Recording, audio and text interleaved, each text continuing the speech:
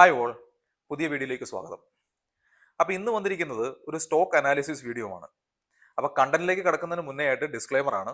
ഞാനൊരു SEBI registered analyst അല്ല. അപ്പോൾ ഞാനിവിടെ ഷെയർ ചെയ്യുന്ന സ്റ്റോക്ക് മാർക്കറ്റ് റിലേറ്റഡ് ആയിട്ടുള്ള എന്ത് കാര്യമാണെങ്കിലും, അത് സ്റ്റോക്ക് അനാലിസിസ് ആയിക്കോട്ടെ, അതുമായിട്ട് റിലേറ്റ് ചെയ്തുന്ന എന്ത് വീഡിയോ ആണെങ്കിലും, അതൊന്നും ഒരു റെക്കമെൻഡേഷൻസോ സജഷൻസോ അല്ല. നിങ്ങൾ നിങ്ങളുടേതായ സ്റ്റഡീസ് നടത്തിയതിന് ശേഷം ഒരു തീരുമാനത്തിലെത്തുക. അപ്പോൾ തംബ്നെയിലും മറ്റുമായിട്ട് നിങ്ങൾ ഓൾറെഡി സ്റ്റോക്കിന്റെ പേര് മനസ്സിലാക്കി കാണും. സ്റ്റോക്കിന്റെ പേര് വാരി റിന്യൂവബിൾ ടെക്നോളജീസ് എന്നുള്ളതാണ്. അപ്പോൾ ഇതൊരു സോളാർ റിലേറ്റഡ് ആയിട്ടുള്ള റിന്യൂവബിൾ എനർജി സെക്ടറിൽ വർക്ക് ചെയ്യുന്ന അല്ലെങ്കിൽ പ്രവർത്തിക്കുന്ന ഒരു കമ്പനിയാണ്. അപ്പോൾ എൻ്റെ മുന്നേ ഉള്ള വീഡിയോ നിങ്ങൾ കണ്ടിട്ടുണ്ടെങ്കിൽ ഞാൻ പലപ്പോഴും പറഞ്ഞിട്ടുണ്ട്, ഒരു സ്റ്റോക്ക് സെലക്ട് ചെയ്യുന്നതിന് മുന്നേ ആയിട്ട് രണ്ട് പ്രധാനപ്പെട്ട കാര്യങ്ങൾ നമ്മൾ നോക്കാറുണ്ട്. ഒന്ന്, അതിൻ്റെ ടെക്നിക്കൽ ചാർട്ട് എങ്ങനെയാണ് ഇപ്പോൾ രൂപപ്പെട്ടിരിക്കുന്നത്. ഫോർ എക്സാമ്പിൾ, ഞാൻ ഒരിക്കലും എത്രയൊക്കെ സ്ട്രോങ് ഫണ്ടമെന്റൽ ഉണ്ടെന്ന് പറഞ്ഞാൽ പോലും ചാർട്ടിൽ ആ ഒരു പ്രോഗ്രസ് അല്ലെങ്കിൽ ഒരു അപ് ട്രെൻഡ് കാണുന്നില്ല എന്നുണ്ടെങ്കിൽ ആ സ്റ്റോക്കിനെ ഞാൻ പൊതുവെ ഇഗ്നോർ ചെയ്യാറാണ് പതിവ്. അപ്പൊ അതുപോലെ തന്നെ ഇവിടെയും ഈ സ്റ്റോക്കിലും അതിന്റെ ചാർട്ട് നമ്മൾ ആദ്യം അനലൈസ് ചെയ്ത് നോക്കിയതിന് ശേഷം നമുക്ക് അതിന്റെ ഫണ്ടമെന്റൽസും വളരെ ക്വിക്കായിട്ട് നോക്കി മനസ്സിലാക്കി പോവാം.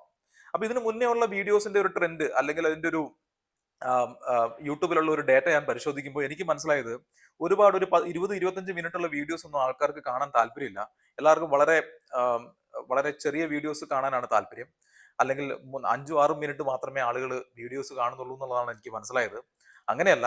അപ്പൊ നമ്മളൊരു സ്റ്റോക്കിനെ പറ്റി പറയുമ്പോൾ നിങ്ങൾ എന്ത് ചെയ്യുക, അതിന്റെ എല്ലാ കാര്യങ്ങളും തന്നെ മനസ്സിലാക്കിയതിന് ശേഷം അതിലൊരു ഡിസിഷൻ എടുക്കുന്നതായിരിക്കും എപ്പോഴും നല്ലത്. അപ്പൊ ഇവിടെ ഇപ്പൊ നിങ്ങൾ കണ്ടുകൊണ്ടിരിക്കുന്നത് വാരി എനർജീസിന്റെ ഡെയിലി ക്യാൻഡിലുള്ള ചാർട്ടാണ്. അപ്പൊ ഈ ചാർട്ട് ശ്രദ്ധിച്ചാൽ നിങ്ങൾക്ക് മനസ്സിലാവും, ഒരു സമയത്ത് ഈ സ്റ്റോക്ക് വളരെ വലിയൊരു അപ് ട്രെൻഡിലായിരുന്നു. ഫോർ എക്സാമ്പിൾ 2022 ഫെബ്രുവരി മുതൽ, അല്ലെങ്കിൽ 2022 സെപ്റ്റംബർ മുതൽ ഈ സ്റ്റോക്ക് ഒരു മൾട്ടി ബാഗർ റിട്ടേൺ ഓൾറെഡി തന്നിട്ടുള്ള ഒരു കമ്പനിയാണ്. ഫോർ എക്സാമ്പിൾ, ആ ഒരു 3 വർഷം അല്ലെങ്കിൽ 2 വർഷ പീരീഡിൽ ഈ സ്റ്റോക്ക് ഓൾറെഡി 3000% 3000% റിട്ടേൺ തന്നിട്ടുള്ളത്. എന്ന് പറഞ്ഞു കഴിഞ്ഞാൽ 98 രൂപ ഉണ്ടായിരുന്ന അല്ലെങ്കിൽ 100 രൂപയുടെ അടുത്തുണ്ടായിരുന്ന ഈ സ്റ്റോക്ക് 2 വർഷം കൊണ്ട് ഏതാണ്ട് 3000 രൂപയിലേക്ക് വളർന്ന ഒരു സ്റ്റോറിയാണ് ഇവിടെ പറയാനുള്ളത്. അപ്പൊ എത്രമാത്രം അപ്രീസിയേഷൻ ഒരു ചുരുങ്ങിയ കാലങ്ങളിൽ ഈ സ്റ്റോക്ക് തന്നു എന്നുള്ളത് മനസ്സിലാക്കുക. അപ്പൊ നമുക്ക് എന്തുകൊണ്ട് ഈ സ്റ്റോക്ക് ആ സമയത്ത് ഇത്ര റാലി ചെയ്തു എന്നുള്ളത് നമുക്ക് ഇതിന്റെ ഫണ്ടമെന്റൽ പരിശോധിക്കുമ്പോൾ മനസ്സിലാവും. പക്ഷെ അതിലേക്ക് പോകുന്നതിന് മുന്നേ ആയിട്ട് ഈ ചാർട്ട് കുറച്ചും കൂടെ ഇൻഡെപ്തിൽ മനസ്സിലാക്കുക. ഇപ്പോൾ നിങ്ങൾ കാണുന്നത് ഈ കമ്പനിയുടെ വീക്ക്ലി ചാർട്ടാണ്. ഓരോ ക്യാൻഡിലും ഓരോ വീക്കിനെയാണ് റെപ്രസെന്റ് ചെയ്യുന്നത്. സോ ഞാൻ കുറച്ചുകൂടെ സൂം ചെയ്തിട്ട് നമുക്ക് ഈസി ആയിട്ട് മനസ്സിലാക്കാൻ വേണ്ടിയിട്ട് ഇതിങ്ങനെ എടുത്തു വെച്ചിരിക്കുന്നതാണ്. ഇപ്പൊ ഇവിടെ നോക്കിയാൽ നിങ്ങൾക്ക് മനസ്സിലാവും, ഇതിന്റെ ഓൾ ടൈം ഹൈ എന്ന് പറയുന്നത് ഓൾമോസ്റ്റ് 3000 ആയിരുന്നു. അത് ഏകദേശം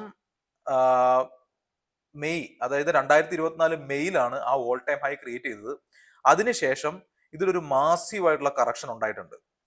അപ്പൊ ഒരു ചെറിയ പെർസെന്റേജ് കറക്ഷൻ അല്ല, നോക്കിക്കഴിഞ്ഞാൽ മനസ്സിലാക്കാം 75% കറക്ഷൻ ഉണ്ടായ ഒരു സ്റ്റോക്കാണ്. അപ്പൊ രണ്ട് തരത്തിലുള്ള ഇൻവെസ്റ്റേഴ്സ് ആണ് ഈ സ്റ്റോക്കിൽ ഉണ്ടായിരിക്കാനുള്ള സാധ്യത. ഫോർ എക്സാമ്പിൾ, ഈ സമയങ്ങളിലൊക്കെ അല്ലെങ്കിൽ ഈ ഒരു ഏരിയയിലൊക്കെ വെച്ച് ഈ ഒരു സമയങ്ങളിലൊക്കെ ഇവിടെ ഇൻവെസ്റ്റ് ചെയ്തവർക്കൊക്കെ മൾട്ടി ബാഗർ റിട്ടേൺ കിട്ടിയിട്ടുണ്ട്. എന്നാൽ നിർഭാഗ്യവശാൽ ഇവിടെയൊക്കെ വെച്ച് ഇൻവെസ്റ്റ് ചെയ്തവരെ സംബന്ധിച്ചിട്ട് ഒരു ഡിസാസ്റ്റർ ആണ് താനും. കാരണം 75% ഒക്കെ വരുന്ന ഡിപ്പ് എന്ന് പറയുന്നത് സാധാരണ ഒരു ഇൻവെസ്റ്ററെ സംബന്ധിച്ച് വളരെ ഡിഫിക്കൽട്ട് ആണ് മാനേജ് ചെയ്യാൻ വേണ്ടിയിട്ട്. പലരും എക്സിറ്റ് ചെയ്തിട്ടുണ്ടാവും, പക്ഷെ ഹോൾഡ് ചെയ്യുന്നവരെ സംബന്ധിച്ച് വളരെ വലിയ റെഡിലായിരിക്കും അവരുടെ പോർട്ട്ഫോളിയോ എന്ന് പറയുന്നത്. അപ്പോ ഇത്രയും 75% ഓൾ ടൈം ഹൈയിൽ നിന്ന് കറക്റ്റ് ചെയ്ത ഈ സ്റ്റോക്ക് ഇപ്പൊ എന്തുകൊണ്ട് എന്റെ ഒരു അറ്റൻഷനിലേക്ക് വന്നു എന്ന് വെച്ച് കഴിഞ്ഞാൽ, പൊതുവെ ഒരു കാര്യം ഇവിടെ പറയാൻ ആഗ്രഹിക്കുന്നത്, സാധാരണഗതിയിൽ ഞാൻ ഒരിക്കലും ഈ TV ചാനലുകൾ അല്ലെങ്കിൽ സ്റ്റോക്ക് മാർക്കറ്റ് റിലേറ്റഡ് ആയിട്ടുള്ള ചാനലുകളിലും ടെലഗ്രാം ഗ്രൂപ്പുകളിലും ഡിസ്കഷൻ ചെയ്യുന്ന സ്റ്റോക്കുകൾ വാങ്ങിക്കുന്നതിനോട് എനിക്ക് ഇത്തിരി താല്പര്യക്കുറവുണ്ട്. ഞാൻ സാധാരണ അങ്ങനെയുള്ള സ്റ്റോക്കുകൾ അവോയ്ഡ് ചെയ്യാറാണ് പതിവ്. അപ്പൊ ഈ സ്റ്റോക്കും ഒരു കാലഘട്ടത്തിൽ എന്ന് പറഞ്ഞാൽ, ഒരു കാലം എന്ന് പറഞ്ഞാൽ ഒരുപാട് മുന്നേ ഒന്നുമല്ല, 1 വർഷവും 2 വർഷം മുന്നേ ഒക്കെ ഒരുപാട് ആളുകൾ ഡിസ്കസ് ചെയ്തുകൊണ്ടിരുന്ന TV ചാനലുകളിൽ എപ്പോഴും സംസാര വിഷയമായിരുന്ന ഒരു സ്റ്റോക്കാണ്. കാരണം വേറൊന്നുമല്ല, ഈ ഒരു വെർട്ടിക്കൽ ക്ലൈംബാണ് അതിന്റെ റീസൺ ആക്ച്വലി. കാരണം മൾട്ടി ബാഗർ റിട്ടേൺ ആയിരുന്നു. ഞാൻ പറഞ്ഞു, 2 വർഷം കൊണ്ട് 100 രൂപയിൽ നിന്ന് 3000 രൂപയിൽ എത്തിയ ഒരു സ്റ്റോക്കാണത്. അപ്പൊ അങ്ങനെയുള്ള സ്റ്റോക്കുകളെ പറ്റി നാച്ചുറലി ആളുകൾ സംസാരിച്ചുകൊണ്ടിരിക്കും, ചാനലുകളിൽ ആങ്കർമാർ സംസാരിക്കും, അതൊക്കെ സ്വാഭാവികമാണ്. അപ്പൊ അങ്ങനെയുള്ള സ്റ്റോക്കുകളിൽ സാധാരണ ഞാൻ അധികം താല്പര്യം കാണിക്കാറില്ല. പക്ഷെ കഴിഞ്ഞ ഒരു കൊല്ലമായിട്ട് ഈ സ്റ്റോക്ക് ഇങ്ങനെ നെഗറ്റീവ്, അതായത് 75% വരുന്ന ഒരു ഡിപ്പ് തന്നതുകൊണ്ട് തന്നെ ആളുകൾ ഇഗ്നോർ ചെയ്തിരിക്കുന്ന ഒരു സ്റ്റോക്ക് ആയിട്ടാണ് എനിക്ക് മനസ്സിലാവുന്നത്. ഇപ്പം ഒരുപാട് ആളുകൾ ഇതിനെപ്പറ്റി സംസാരിക്കുന്നത് കാണാറില്ല. ഇതിന്റെ ഓൾ ടൈം ഹൈ ആയ 3000-ൽ നിന്ന് ഇതിന്റെ സ്വിംഗ് ലോ എന്ന് പറയുന്നത് 741 ഞാൻ പറഞ്ഞു 75% വരുന്ന ഒരു ഡിപ്പ് എന്ന് പറയുന്നത് ആ, കഴിഞ്ഞ അതായത് ഏപ്രിൽ, അതായത് ഏതാനും മാസങ്ങൾക്ക് മുന്നേ, ഒരു 4 മാസങ്ങൾക്ക് മുന്നേ അല്ലെങ്കിൽ 5 മാസങ്ങൾക്ക് മുന്നെയാണ് ഇതിന്റെ ഒരു ലോ ടെസ്റ്റ് ചെയ്തത്. അതിനുശേഷം ലോ ടെസ്റ്റ് ചെയ്യാന്ന് പറയുമ്പോൾ കുറച്ചും കൂടെ നമ്മളത് അടുത്ത് കണ്ടു കഴിഞ്ഞാൽ അത് ഈസി ആയിട്ട് മനസ്സിലാവും. അതായത് ഏതാണ്ട് ഈ ഒരു പീരീഡിൽ, സോ ഇവിടെ നോക്കിയാൽ മാർച്ച് 2025 ഈ ഒരു ലോ ടെസ്റ്റ് ചെയ്തതാണ്. പിന്നീട് അങ്ങോട്ട് ആ ഒരു റിക്കവറിക്ക് ശ്രമിച്ചു. പക്ഷെ ഒരു സഡൻ ഗ്യാപ് ഡൗൺ പിന്നീട് ഓപ്പൺ ഉണ്ടായി. പക്ഷെ ആ ഗ്യാപ് ഡൗൺ വളരെ ക്വിക്കായിട്ട് ആളുകൾ വാങ്ങിച്ചതായിട്ട് കാണാൻ സാധിക്കും. സോ ഇവിടെ നോക്കിക്കഴിഞ്ഞാൽ വളരെ വലിയൊരു ഗ്രീൻ ക്യാൻഡിലാണ്. അതിനോടനുബന്ധിച്ച് വീണ്ടും ഒരു ഗ്രീൻ ക്യാൻഡിൽ ഉണ്ടായി.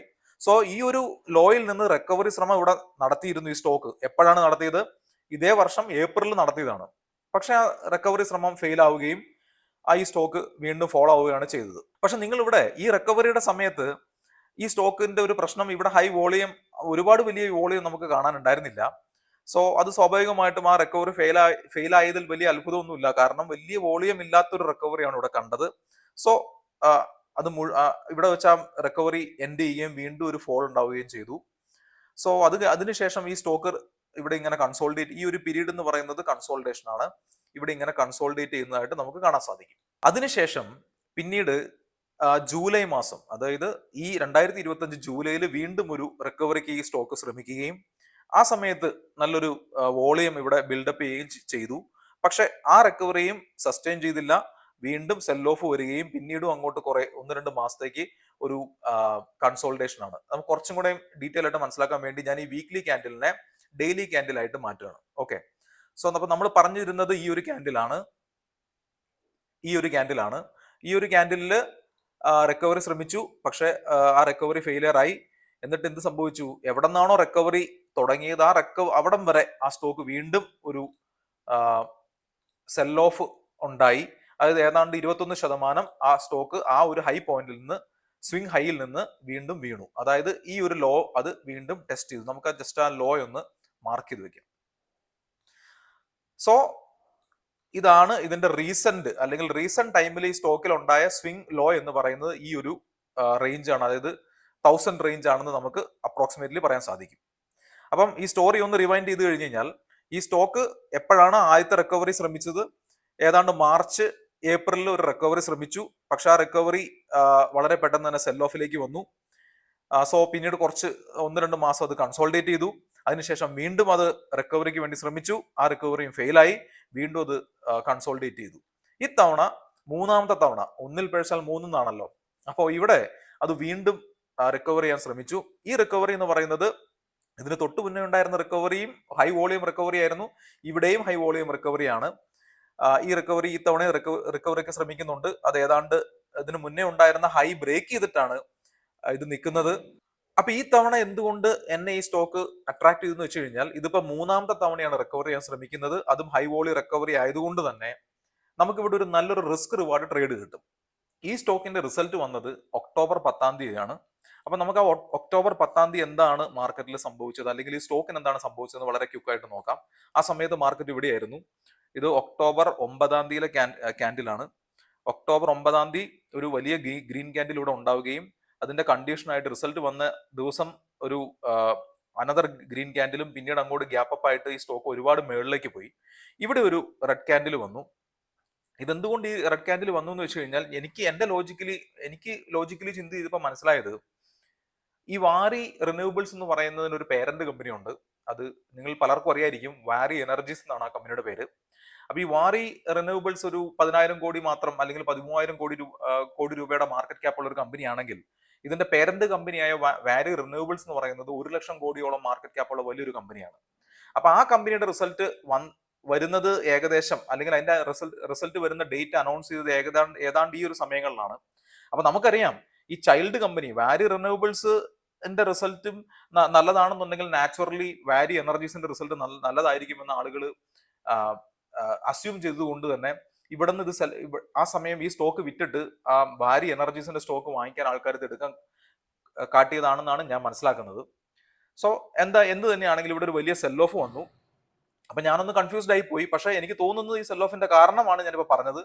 അത് എന്റെ ഒരു ചിന്താഗതി മാത്രമാണ്, അങ്ങനെ ആയിരിക്കണം എന്നൊരു നിർബന്ധമില്ല. പക്ഷെ എനിക്ക് കൺഫർമേഷൻ തന്നത് അതിന്റെ പിറ്റേ ദിവസം തന്നെ ആ സെൽ ഓഫ് നടത്തിയ ക്യാൻഡിൽ ഒരു വളരെ വലിയ ക്യാൻഡിൽ ആണെങ്കിൽ പോലും അതിന്റെ നെക്സ്റ്റ് ഡേ അതിന് ഓവർകം ചെയ്യുന്ന ഒരു റിക്കവറി ഈ സ്റ്റോക്കിൽ സംഭവിച്ചു. അതാണ് ഈ ഗ്രീൻ ക്യാൻഡിൽ. നിങ്ങൾ അതിന്റെ തൊട്ട് താഴെ നോക്കി കഴിഞ്ഞ് കഴിഞ്ഞാൽ കറസ്പോണ്ടിങ് ആയിട്ട് വളരെ വലിയൊരു വോളിയം ഉള്ളതായിട്ട് കാണാൻ പറ്റും. പക്ഷെ അന്ന് ആ സെൽ ഓഫ് ഉണ്ടായ സമയത്ത് അത്ര വലിയ വോളിയം റെക്കോർഡ് ചെയ്തിട്ടുമില്ല. അപ്പൊ അത് നമുക്ക് പോസിറ്റീവ് ആണ്. അതായത് ഒരു ദിവസം വലിയ സെൽ ഓഫ് ഉണ്ടാവുന്നു, അതിന് തൊട്ടടുത്ത ദിവസം തന്നെ ആ സെൽ ഓഫിനേക്കാളും വലിയൊരു റിക്കവറി ആ സ്റ്റോക്കിൽ സംഭവിക്കുകയും പിന്നീട് കഴിഞ്ഞ 3 ദിവസങ്ങളിൽ ഇത് കൺസോൾഡേറ്റ് ചെയ്യുന്നതായിട്ടാണ് കാണാൻ പറ്റിയത്. ഇപ്പൊ ഇന്ന് മുഹൂർത്ത ട്രേഡിംഗ് ഡേയിലാണ് ഞാൻ ഈ വീഡിയോ റെക്കോർഡ് ചെയ്യുന്നത്. ഈ ദിവസം 1 മണിക്കൂറേ മാർക്കറ്റ് ഓപ്പൺ ചെയ്തിരുന്നുള്ളൂ എങ്കിലും ഇത് ക്ലോസ് ചെയ്ത് ഏതാണ്ട് 2% മേളിലായിട്ട് ക്ലോസിംഗ് നടത്തിയതായിട്ട് കാണാൻ പറ്റും. അത് നമുക്ക് അത് ഇഗ്നോർ ചെയ്യാം. കാരണം ഇന്നത്തെ ട്രേഡിംഗ് ഡേയിൽ അങ്ങനെ ഒരുപാട് വലിയ ട്രേഡേഴ്സ് ഒന്നും പാർട്ടിസിപ്പേറ്റ് ചെയ്തിട്ടുണ്ടാവണമെന്ന് നമുക്ക് പറയാൻ സാധിക്കില്ല. അതിപ്പോ ഇന്നൊരു ഗ്രീൻ ക്യാൻഡിലോ റെഡ് ക്യാൻഡിലോ ആണെങ്കിൽ പോലും നമുക്കത് അത് കൺസിഡർ ചെയ്യേണ്ട കാര്യമില്ല. അപ്പൊ ഇവിടെ പറഞ്ഞു വന്ന പോയിന്റ് എന്താന്ന് വെച്ച് കഴിഞ്ഞാൽ, ഈ സ്റ്റോക്കിൽ എന്നെ അട്രാക്ട് ചെയ്യുന്ന ഒരു കാര്യം, ഇപ്പൊ ഇവിടെ ബൈ ചെയ്ത് കഴിഞ്ഞാൽ, അല്ലെങ്കിൽ ഞാൻ ഓൾറെഡി ഈ സ്റ്റോക്കിൽ ഇൻവെസ്റ്റഡ് ആണ്, അത് ഞാൻ പറഞ്ഞല്ലോ ഈ റിസൾട്ട് വന്ന സമയങ്ങളിലും അതിനോട് അടുത്ത ദിവസങ്ങളിലും ഞാൻ ഇതിൽ ഇൻവെസ്റ്റ് ചെയ്തു. അപ്പോൾ ഇവിടെ ഇപ്പൊ നമുക്ക് മനസ്സിലാക്കുന്ന ഒരു റിസ്ക് റിവാർഡ് എന്താന്ന് വെച്ച് കഴിഞ്ഞാൽ, പ്രത്യേകിച്ച് ഈ ഒരു സമയങ്ങളിൽ അല്ലെങ്കിൽ ഇപ്പൊ ഈ ഒരു ലെവലിൽ ഇൻവെസ്റ്റ് ചെയ്യുന്നവരുടെ കാര്യമാണ് പറയുന്നത്. അങ്ങനെയുള്ളവർക്ക് ഈ ഒരു particular green candle S L വെച്ചുകൊണ്ട്, അല്ലെങ്കിൽ അതിന്റെ താഴെ ഇപ്പൊ ഈ ഒരു റേഞ്ചിൽ എസ് എൽ വെച്ചുകൊണ്ട് ഈസി ആയിട്ട് നമുക്കൊരു ചെറിയ റിസ്കിൽ വലിയൊരു റിവാർഡ് വേണമെങ്കിൽ നമുക്ക് ഇതിൽ ട്രൈ ചെയ്ത് നോക്കാം. അപ്പൊ അതാണ് ഇതിന്റെ ഒരു റിസ്ക് റിവാർഡ് എന്ന് പറയുന്നത്. അപ്പൊ ഇനി ഈ ചാർട്ട് നമുക്ക് കുറച്ചും കൂടെ ഒന്ന് സൂം ഔട്ട് ചെയ്ത് കഴിഞ്ഞ് കഴിഞ്ഞാൽ ഇതിന്റെ ഒരു എക്സ്പെക്ടഡ് ലെവൽസ്, അല്ലെങ്കിൽ എവിടെയാണ് ഇതിന്റെ ടാർഗറ്റ് സെറ്റ് ചെയ്യേണ്ടത് എന്നുള്ളതൊക്കെ നമുക്ക് കുറച്ചും കൂടെ ക്ലിയർ ആയിട്ട് മനസ്സിലാവും. ഞാൻ എക്സ്പെക്ട് ചെയ്യുന്നത് ഈ കമ്പനി ഇപ്പോൾ ഉള്ള ഓർഡറുകളും കാര്യങ്ങളും, നമുക്ക് ഫണ്ടമെന്റൽ അനാലിസിലേക്ക് പോവാം. അപ്പോൾ ചുരുക്കത്തിൽ പറഞ്ഞു കഴിഞ്ഞാൽ, ഈ കമ്പനിയുടെ ഇപ്പോഴത്തെ ഒരു പെർഫോമൻസ് ഇതിന് കണ്ടിന്യൂ ചെയ്യാൻ സാധിച്ചു കഴിഞ്ഞു കഴിഞ്ഞാൽ ഇതിന് വീണ്ടും ഓൾ ടൈം ഹൈ ക്രിയേറ്റ്, അല്ലെങ്കിൽ ഈ stock all time high touch ചെയ്യാനുള്ള സാധ്യത ഉണ്ടെന്നാണ് ഞാൻ മനസ്സിലാക്കുന്നത്. പർട്ടിക്കുലർലി ഈ ഒരു റേഞ്ചിൽ അടുത്ത 2-3 ദിവസങ്ങളിൽ ഇതിൽ ഇവിടെ നിന്നുകൊണ്ട് ഇരുന്ന് കഴിഞ്ഞാൽ സ്റ്റോക്ക് വളരെ പെട്ടെന്ന് ചിലപ്പോൾ മുകളിലേക്ക് കയറി പോകാനുള്ള പോസിബിലിറ്റി ഉണ്ട്. അങ്ങനെ പോയി കഴിഞ്ഞാൽ അതിന്റെ ഒരു മിഡ് ടൈം ടാർഗറ്റ് എന്ന് പറയുന്നത് ഈ ഒരു റേഞ്ച് ആണ്. അപ്പൊ നമുക്ക് നോക്കാം, ഇപ്പോഴത്തെ ലെവലിൽ നിന്ന് ഇതിന്റെ ഒരു ഓൾ ടൈം ഹൈ ലെവലിലേക്ക് ഓൾമോസ്റ്റ് 144% റാലി ചെയ്യാനുള്ള ഒരു പോസിബിലിറ്റി ഉണ്ട്. എഗെയിൻ ഞാൻ പറയുകയാണ്, ഡിസ്ക്ലെയിമർ ആണ്, ഇതെല്ലാം പോസിബിലിറ്റീസ് ആണ്, ഇതെല്ലാം നമ്മുടെ ഒരു കാൽക്കുലേറ്റഡ് ഗസ് ആണ്. ഇതിങ്ങനെ തന്നെ നടക്കണം എന്ന് യാതൊരു നിർബന്ധവും ഇല്ല. പക്ഷെ ഇവിടെ എന്നെ അട്രാക്ട് ചെയ്തൊരു കാര്യമാണ് ഞാൻ പറയുന്നത്. ഇവിടെ ഈ ഒരു പ്രൈസ് ലെവലിൽ ബൈ ചെയ്ത് കഴിഞ്ഞു കഴിഞ്ഞാൽ നമുക്ക് എന്ത് കിട്ടും, ഇതിന്റെ ഒരു എവിടെ എക്സിറ്റ് ചെയ്യണം എന്നുള്ള ഒരു ക്ലിയർ ഐഡിയ ഉണ്ട് നമ്മുടെ അവിടെ ഓൾറെഡി ഉള്ളതുകൊണ്ടും, ആ എക്സിറ്റ് പാരാമീറ്റർ അല്ലെങ്കിൽ ആ എക്സിറ്റ് വാല്യൂ എന്ന് പറയുന്നത്, അല്ലെങ്കിൽ ആ എക്സിറ്റ് റേഞ്ച് എന്ന് പറയുന്നത് ഒരുപാടൊന്നും ദൂരെയല്ല എന്നുള്ളതുമാണ് ഇവിടെ നമ്മൾ അതായത് ഈ ഒരു കറന്റ് പ്രൈസ് ലെവലിൽ നിന്ന് വളരെ ഒരു 8% അല്ലെങ്കിൽ 8 ഒരു 7% താഴെ നമുക്കൊരു എക്സിറ്റ് റേഞ്ച് ഉണ്ട്. അപ്പൊ സാധാരണഗതിയിൽ ഇതിന് മുന്നേ ഉള്ള സ്റ്റോക്കുകളൊക്കെ നിങ്ങൾ അല്ലെങ്കിൽ എന്റെ വീഡിയോസ് കണ്ടിട്ടുണ്ടെങ്കിൽ ഞാൻ പറഞ്ഞിട്ടുണ്ട്, ഞാൻ ഒരിക്കലും ഒരു 10% മേളിലേക്കുള്ള റിസ്ക് എടുക്കാറില്ല. അപ്പോൾ ഈ സ്റ്റോക്ക് ആ ഒരു ക്രൈറ്റീരിയ മെറ്റ് ചെയ്യുന്നുണ്ട്.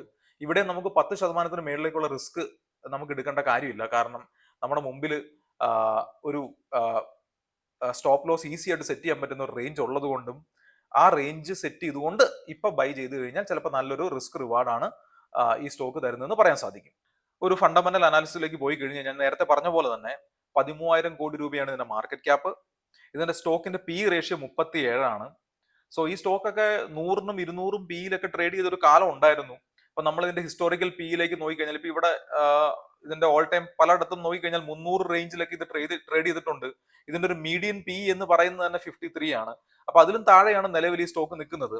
ഇത് പറയുമ്പോൾ ഒരു കാര്യം കൂടെ പറയാം, ഈ റിന്യൂവബിൾ സെക്ടറിലുള്ള സ്റ്റോക്കുകളൊന്നും ഈവൻ 37 പി എന്ന് പറയുന്നതൊക്കെ ഗ്ലോബൽ സ്റ്റാൻഡേർഡിൽ നോക്കിക്കഴിഞ്ഞാൽ ഹൈ ആണ്. പക്ഷെ ഇന്ത്യൻ സ്റ്റാൻഡേർഡിൽ നോക്കിക്കഴിഞ്ഞു കഴിഞ്ഞാൽ ഇതിപ്പോ റീസണബിൾ ആണെന്നാണ് എനിക്ക് തോന്നുന്നത്. കാരണം ഇന്ത്യയിലുള്ള പല കമ്പനികളും ഈ ഒരു 30-50 പിയിലൊക്കെയാണ് പലപ്പോഴും ട്രേഡ് ചെയ്യുന്നത് കണ്ടിട്ടുള്ളത്. പക്ഷെ ഹൈ പി എന്ന് പറയുന്നത് എപ്പോഴും ടെക്നോളജി റിലേറ്റഡ് ആയിട്ടുള്ള കമ്പനികളാണ് ഹൈ പിയിലൊക്കെ ട്രേഡ് ചെയ്യാറുള്ളത്. ഇതുപോലുള്ള റിന്യൂവബിൾ സെക്ടർ കമ്പനികളും സോളാർ മൊഡ്യൂളൊക്കെ മാനുഫാക്ചർ ചെയ്യുന്ന കമ്പനികളൊന്നും അങ്ങനെ ഒരുപാട് ഹൈ പിയിലേക്ക് പോകുന്ന അത്ര നല്ലതല്ല. പക്ഷെ ഈ സ്റ്റോക്കിന്റെ തന്നെ ഹിസ്റ്ററി നോക്കി കഴിഞ്ഞു കഴിഞ്ഞാൽ ഇതിന്റെ ഏറ്റവും വലിയ ബിഗ് റൺ നടന്ന കാലത്ത് പോലും ഇത് 100-ന് മേളിലൊക്കെ പിയിലായിരുന്നു. അപ്പൊ ഇപ്പോൾ ഉള്ള പി ഒരുപാട് എലിവേറ്റഡ് ഒന്നുമല്ല. അങ്ങനെ വെച്ച് നോക്കിക്കഴിഞ്ഞാൽ അതൊരു റീസണബിൾ പി ആണെന്ന് പറയേണ്ടി വരും. ഇനി വളരെ ക്വിക്കായിട്ട് നമുക്ക് മറ്റ് പാരാമീറ്ററിലേക്ക് നോക്കി കഴിഞ്ഞു കഴിഞ്ഞാൽ, ഞാൻ പറഞ്ഞു ഈ സ്റ്റോക്ക് ഒരു വെർട്ടിക്കൽ റാലി ഒരു കാലത്ത് തന്നതാണ്. നമ്മൾ നേരത്തെ ചാർട്ടിൽ കണ്ടതാണ്. പിന്നീട് വലിയൊരു കറക്ഷൻ വന്ന കാര്യമൊക്കെ നമ്മൾ പറഞ്ഞു. അപ്പൊ നമുക്ക് അതിലേക്ക് ഇവിടെ ഫോക്കസ് ചെയ്യേണ്ട കാര്യമില്ല. വളരെ ക്വിക്കായിട്ട് നോക്കിക്കഴിഞ്ഞാൽ ഇതിന്റെ സെയിൽസ് എല്ലാം വളരെ സ്റ്റഡി ആയിട്ട് ഗ്രോ ചെയ്യുന്നതായിട്ട് കാണാൻ പറ്റും. 2022 118 കോടി രൂപയുടെ സെയിൽസ് ആയിരുന്നു എങ്കിൽ ഇപ്പോൾ 775, അതായത് 3 കൊല്ലം കൊണ്ട് 7 ഇരട്ടിയോളം സെയിൽസ് വളർന്നിട്ടുണ്ട്. അപ്പൊ അതിന് ആനുപാതികമായിട്ട് പ്രോഫിറ്റും വളർന്നിട്ടുണ്ട്. 10 കോടി 34 21 കോടിയിലൊക്കെ കിടന്ന ഓപ്പറേറ്റിംഗ് പ്രോഫിറ്റ് എന്ന് പറയുന്നത് 158 കോടിയിലാണ് നിൽക്കുന്നത്.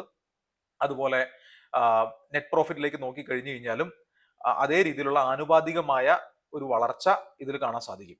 ഇനി വളരെ ഇമ്പോർട്ടന്റ് ആയിട്ടുള്ള ഒരു പോയിന്റ് ഇവിടെയാണ്, കുറച്ച് ട്രിക്കി ആയിട്ടുള്ളതാണ് ഈ OPMs എന്ന് പറയുന്നത്, ഓപ്പറേഷണൽ പ്രോഫിറ്റ് മാർജിൻ എന്ന് പറയുന്നത്. സോ ഒരു കമ്പനിയുടെ ലാഭക്ഷമത അല്ലെങ്കിൽ എത്ര മാത്രം ലാഭമാണ് അവരുടെ ഓരോ ഡീലിൽ നിന്നും അവർ എടുക്കുന്നു എന്നുള്ളതാണ് OPMs പറയുന്നത്. അപ്പൊ അതിൽ കുറച്ച് കാര്യങ്ങൾ നമ്മൾ ശ്രദ്ധിക്കേണ്ടതുണ്ട്. കാരണം ഇത് വളരെ ഫ്ലക്ച്വേറ്റിംഗ് ആയിട്ടുള്ള നമ്പറാണ്. 9% 2022, പിന്നീട് 48% അടുത്ത ക്വാർട്ടറിൽ. അതങ്ങനെ വളരെ വലിയ ഫ്ലക്ച്വേഷൻസ് ഇവിടെ കാണാൻ സാധിക്കും. ഇപ്പൊ നിൽക്കുന്നത് 20%. സോ ഒരു സമയത്ത് 35, 27, 28 ഇരുന്നിടത്തുനിന്ന് 20 എന്ന് പറയുന്നത് അത്ര നല്ലതല്ല. പക്ഷെ എന്നിരുന്നാൽ പോലും 20% OPMs ഡീസന്റ് ആണ് ഈ ഒരു പർട്ടിക്കുലർ ബിസിനസ്സിൽ നിന്നാണ് എനിക്ക് പേഴ്സണലി തോന്നുന്നത്. നമുക്ക് അതിലേക്ക് വരാം. അത് ഇയർ ഡേറ്റ വെച്ച് നോക്കുമ്പോൾ കുറച്ചും കൂടെ നമുക്കൊരു ക്ലാരിറ്റി കിട്ടും. അപ്പൊ ഞാൻ നേരത്തെ പറഞ്ഞ ബാക്കി എല്ലാ പാരാമീറ്റേഴ്സും ഇവിടെ ഓക്കെയാണ്. ഇനിയിപ്പോ ഇവിടെ ഇയർ വൈസ് ഡേറ്റ നോക്കി കഴിഞ്ഞു കഴിഞ്ഞാലും ഒരു സ്റ്റഡി അപ് ട്രെൻഡ് നമുക്ക് കാണാൻ പറ്റും. ഇയർലി ഡേറ്റ നോക്കി കഴിഞ്ഞാൽ ഇവിടുന്ന് 2021 വരെ മുതലുള്ള ഡേറ്റയാണ് ഇതിൽ കാണിക്കുന്നത്. അപ്പൊ അത് നോക്കി കഴിഞ്ഞു കഴിഞ്ഞാലും വളരെ 3 കോടി 13 കോടി 76 കോടി, ഇപ്പൊ നിൽക്കുന്നത് 476 കോടിയിലാണ്. സോ OPMs ഒക്കെ 2014 ഇവർക്ക് OPMs ഒക്കെ ഒരുപാട് ഹൈ ആയിരുന്നു. പക്ഷെ പിന്നീട് നെഗറ്റീവ് OPMs വന്ന ഒരു കാലഘട്ടമുണ്ട് ഈ കമ്പനിക്ക്. പക്ഷെ പിന്നീട് അങ്ങോട്ട് കഴിഞ്ഞ ഒരു 7-8 കൊല്ലമായിട്ട് study positive operational profit margin ഉണ്ട്. ഇപ്പൊ 21% നിൽക്കുന്നു. നെറ്റ് പ്രോഫിറ്റ് ഈ പറയുന്ന പോലെ വളരെ വലിയ ജമ്പിലാണ് അത് പോയിക്കൊണ്ടിരിക്കുന്നത്. സോ ഇനി വളരെ ക്വിക്കായിട്ട് നമുക്ക് നോക്കേണ്ടത് ഈ കമ്പനിയുടെ കടബാധ്യത, ഡെറ്റിലേക്കാണ്. ഡെറ്റ് നോക്കി കഴിഞ്ഞ് കഴിഞ്ഞാൽ ഡെറ്റ് ഇൻക്രീസ് ചെയ്യുന്നതായിട്ടാണ് കാണുന്നത്. പക്ഷേ അത് ഫർദർ ആയിട്ട് അതിനെ ഇൻഡെപ്തിൽ അനാലിസ് ചെയ്ത് കഴിഞ്ഞാൽ അത്ര പ്രശ്നമുള്ളതായിട്ട് നമുക്ക് കാണാൻ പറ്റില്ല. അത് നമുക്ക് മനസ്സിലാവണമെന്നുണ്ടെങ്കിൽ ഇവിടെ വരണം. ഈ ക്യാഷ് ഫ്ലോ സ്റ്റേറ്റ്മെന്റിലേക്ക് നോക്കി കഴിഞ്ഞാൽ മനസ്സിലാവും. ഇവരുടെ പുതിയ ഇൻവെസ്റ്റ്മെന്റിന് അല്ലെങ്കിൽ പുതിയ മേ ബി ഇവരുടെ ശാഖകൾ അല്ലെങ്കിൽ ഇവരുടെ പുതിയ ഫാക്ടറീസ് തുടങ്ങുന്നതിന് വേണ്ടിയിട്ടായിരിക്കാം ഇവർ പണം ഉപയോഗിക്കുന്നുണ്ടെന്നുള്ളതാണ് ഇവിടെ ഈ വരുന്ന ക്യാഷ് ഫ്രം ഇൻവെസ്റ്റിംഗ് ആക്ടിവിറ്റി എന്ന് പറയുന്ന ഈ ഒരു ഫീൽഡിൽ, നെഗറ്റീവ് ഫീൽഡിൽ കാണുന്നത്. പക്ഷെ എന്നിരുന്നാൽ പോലും ഇവരുടെ നെറ്റ് ക്യാഷ് ഫ്ലോ അവർക്ക് പോസിറ്റീവായിട്ട് മാനേജ് ചെയ്യാൻ സാധിക്കുന്നുണ്ട്. ഇപ്പൊ ലാസ്റ്റ് ഇയറില് 2025 മാർച്ചില് അവർക്ക് 17% ഒരു പോസിറ്റീവ് ക്യാഷ് ഫ്ലോ ഉള്ളതായിട്ടും നമുക്ക് ഇവിടെ കാണാൻ പറ്റുന്നു. ഓക്കെ, ഇനി അതുപോലെ വളരെ ഇമ്പോർട്ടന്റ് ആയിട്ട് ഞാൻ എപ്പോഴും പരിശോധിക്കുന്ന ഒരു കാര്യമാണ് ഈ ഷെയർ ഹോൾഡിംഗ് പാറ്റേൺ എന്ന് പറയുന്നത്. ഇത് വളരെ ഇമ്പോർട്ടന്റ് ആണ് ഏത് സ്റ്റോക്കിലും. സോ സാധാരണ ഇതിൽ എനിക്ക് എപ്പോഴും പ്രൊമോട്ടർമാര് നല്ലൊരു ചങ്ക് ഹോൾഡ് ചെയ്യുന്ന സ്റ്റോക്കുകളാണ് എനിക്ക് വളരെ അട്രാക്റ്റീവ് ആയിട്ട് തോന്നാറ്. ആ ഒരു കാറ്റഗറിയിൽ ഈ സ്റ്റോക്ക് പെടുന്നുണ്ട്. കാരണം ഇവിടെ നോക്കി കഴിഞ്ഞു കഴിഞ്ഞാൽ 2022 ഡിസംബർ മുതൽ സ്റ്റഡി ആയിട്ട് 74% പ്രൊമോട്ടർമാർ ഈ സ്റ്റോക്ക് ഹോൾഡ് ചെയ്യുന്നുണ്ട്. അതിന്റെ അർത്ഥം പ്രൊമോട്ടർമാർ ഒരുപാടൊന്നും വിൽക്കുന്നില്ല. അപ്പൊ പ്രൊമോട്ടർമാർ സ്റ്റോക്കുകൾ ഓരോരോ ക്വാർട്ടറിലും അവരുടെ തന്നെ കയ്യിലുള്ള സ്റ്റോക്കുകൾ വിൽക്കുവാണെങ്കിൽ അതിന്റെ അർത്ഥം എന്താണ്? ആ കമ്പനിയിൽ അവർ നല്ലൊരു ഫ്യൂച്ചർ പ്രോസ്പെക്ട് കാണുന്നില്ല എന്നുള്ളതാണ്. പക്ഷെ ഇവിടെ അങ്ങനെയല്ല, അവർ ഹോൾഡ് ചെയ്യുന്നുണ്ട്. അത് മാത്രമല്ല 75% വരെ മാത്രമേ പ്രൊമോട്ടർമാർക്ക് ലീഗലി ഹോൾഡ് ചെയ്യാൻ പറ്റുള്ളൂ. അവർ ഏതാണ്ട് 74.39% വരെ ഹോൾഡ് ചെയ്യുന്നുണ്ടെന്ന് പറയുമ്പം അവരാൽ ആവുന്നത് അവർ ഹോൾഡ് ചെയ്യുന്നുണ്ടെന്നുള്ളതാണ് ഇതിന്റെ അർത്ഥം. അത് മാത്രമല്ല, ഈ കൂടുതൽ പ്രൊമോട്ടേഴ്സ് ഹോൾഡ് ചെയ്യുവാണെങ്കിൽ അതിന്റെ അർത്ഥം ഫ്രീ ഫ്ലോട്ട് ആയിട്ട് കിടക്കുന്ന സ്റ്റോക്കുകൾ കുറവാണെന്നാണ്. അങ്ങനെ വരുമ്പോഴാണ് നമുക്ക് പെട്ടെന്നുള്ള വെർട്ടിക്കൽ റാലീസ് ആണെങ്കിലും അല്ലെങ്കിൽ അതുപോലെ തന്നെ പറയേണ്ടത് വെർട്ടിക്കൽ ഫോളുകളും സംഭവിക്കുന്നത് ഇങ്ങനെയുള്ള സ്റ്റോക്കുകളിലാണ്. കാരണം വളരെ കുറച്ച് ഫ്രീ ഫ്ലോട്ടേ മാർക്കറ്റിൽ അവൈലബിൾ ഉള്ളൂ. അപ്പൊ അത് കുറെ ആൾക്കാർ അത് വാങ്ങിക്കാൻ വരുമ്പോൾ വളരെ പ്രൈസ് ഷൂട്ട് ചെയ്യും. അതുപോലെ തന്നെ കുറച്ച് ആൾക്കാർ അത് വിൽക്കാൻ ശ്രമിക്കുമ്പോൾ ഒരുപാട് താഴോട്ടും പോകും. അതിന് അങ്ങനെ ഒരു വശം കൂടെ ഉണ്ട്. അതുപോലെ FISന്റെ ഡേറ്റ നോക്കുകയാണെങ്കിൽ അവരൊന്നും ആദ്യം ഇത് ഒട്ടും തന്നെ ഹോൾഡ് ചെയ്യുന്നുണ്ടായിരുന്നില്ല. പക്ഷെ 2024 മാർച്ച് ക്വാർട്ടർ മുതൽ അവർ ചെറിയതായിട്ട് സ്റ്റേക്ക് എടുക്കുന്നുണ്ട്. ആ സ്റ്റേക്ക് അവർ ഇരട്ടിച്ച് അല്ലെങ്കിൽ 3 ടൈംസ് മാർച്ച് 2024 0.20% ആയിരുന്നുവെങ്കിൽ അത് പിന്നീട് അടുത്ത ക്വാർട്ടറിലേക്ക് എത്തുമ്പോൾ 0.83 ആയി. അതായത് 3 ഇരട്ടിക്ക് മേളിലേക്ക് അവർ കൂട്ടിയിട്ടുണ്ട്. പിന്നീട് സ്റ്റഡി ആയിട്ട് അവർ കയറ്റി കൊണ്ടുവരുന്നതായിട്ടാണ് നമ്മളിവിടെ കാണുന്നത്. ഇപ്പൊ 1.38% ഉണ്ട്. അതങ്ങനെ ഒരുപാട് വലിയ പെർസെന്റേജ് ആണെന്ന് പറയാൻ പറ്റില്ല, എങ്കിലും ന്യായമായിട്ട് അവർ ഇൻക്രീസ് ചെയ്യുന്നുണ്ടെന്നുള്ളത് ഒരു പോസിറ്റീവ് ഫാക്ടറാണ്. ഇനി DISന്റെ പോയിന്റ് ഓഫ് വ്യൂ നോക്കി കഴിഞ്ഞു കഴിഞ്ഞാലും അവർ വളരെ മിനിമം ക്വാണ്ടിറ്റി മാത്രമേ ഇതിൽ ഹോൾഡ് ചെയ്യുന്നുള്ളൂ. അതുകൊണ്ട് തന്നെ അതത്ര പോസിറ്റീവ് ആണെന്ന് ഒരിക്കലും പറയാൻ സാധിക്കില്ല. ഇപ്പം അതും ഒരു 0.12% ആണ് അവർ ഹോൾഡ് ചെയ്യുന്നത്. പബ്ലിക് പിന്നെ ന്യായമായ ഒരു ഹോൾഡിംഗ് അവരുടെ കയ്യിലുണ്ട്. എനിക്ക് ഈ പബ്ലിക് ഒരുപാട് ഹോൾഡ് ചെയ്യുന്ന സ്റ്റോക്കുകൾ പൊതുവെ താല്പര്യമില്ലാത്തതാണ്.